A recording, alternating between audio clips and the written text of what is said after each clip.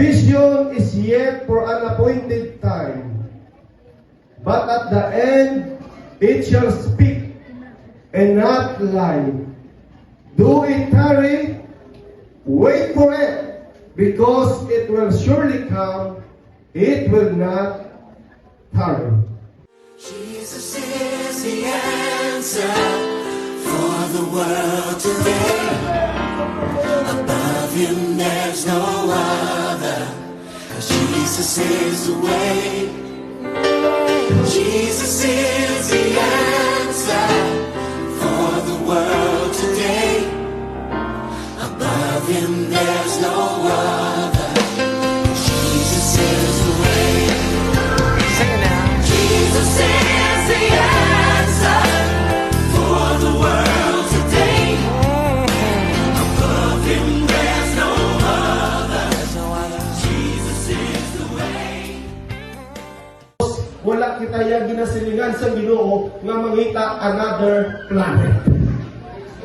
Wala kita yung ginahambalan sa Dios nga maglagyo sa sininga universe. Ang ginasilingan sa katong Ginoo, kung makita mo na ini nga mga tanda, mabatian nyo na ini nga mga balita, panahon na nga magtangla sa ibabaw.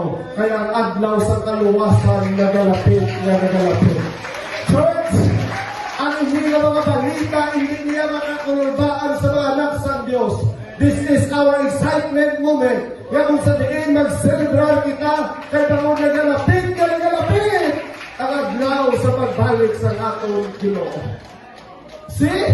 That's the reason why that we have like this, mga kauturan. May alam kita sa kamunik klase ng mga mensahe para liwat kita i-remind nga sa piyag sa atong kasakuon, panumdumo naton nga magabalik ang Diyos.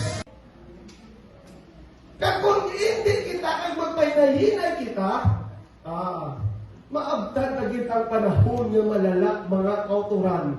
Pero kung ang mga katawhan sang Diyos, mag-share sa pulong sa atong Ginoo, kaya maging madinasigon mga kauturan, kung maglapod na ang panahon, sigurado nga magatunog ang trompeta, kaya amuni ang tsansa sa iglesia sa Diyos.